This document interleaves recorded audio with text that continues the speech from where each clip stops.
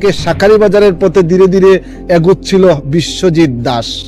বাহাদুর শাহ পার্কের পাশাপাশি আসার পরই হঠাৎ করে এক বিকট শব্দে প্রকম্পিত হয়ে স্ট্রেঞ্জলি সে জায়গায় দাঁড়িয়ে যায়। বুঝতেই পারছিল না এটা আসলে কি হচ্ছে, এখানে মিসাইল না ককটেল নাকি হাইপারসনিক মিসাইলের বিস্ফোরণ ঘটেছে।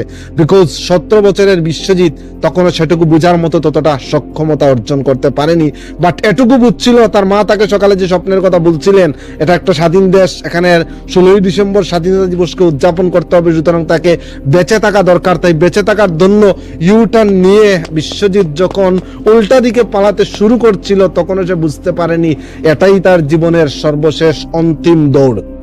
বিশ্বজিৎ যখন ইউটার্ন নিয়ে দৌড়ানো শুরু করলো, ঠিক তার পিছনে 8 থেকে 10 জন যুবক রামদা চাপাতি নিয়ে তাকে দাওয়া দিতে আরম্ভ করলো এবং কোনো কিছু বুঝে ওঠার আগেই তারা বিশ্বজিৎকে এলোপাথারি কুপাতে শুরু করলো। তখন এখানে অসংখ্য মিডিয়া ছিল, অসংখ্য লোক ছিল, অসংখ্য আমাদের পুলিশ ফোর্স উপস্থিত ছিল, কিন্তু সবার সামনেই এভাবে তারা এলোপাথারি কুপাতে থাকলে বিশ্বজিৎ জানতে চাইলো আমার অপরাধ কি, আমাকে আসলে কোন অপরাধে মেরে ফেলা হচ্ছে, একটু জানতে চাই আমি। তখন তারা বলল তুই শিবির, তুই শিবির। বিশ্বজিৎ তখন নিজেকে বাঁচানোর জন্য সেলফ ডিফেন্সের অংশ হিসেবে বারবার চিৎকার করে বলছিল আমি শিবির নয়, আমি হিন্দু, আমি শিবির নয়, আমি হিন্দু, তোমরা আমার প্যান্ট খুলে দেখো।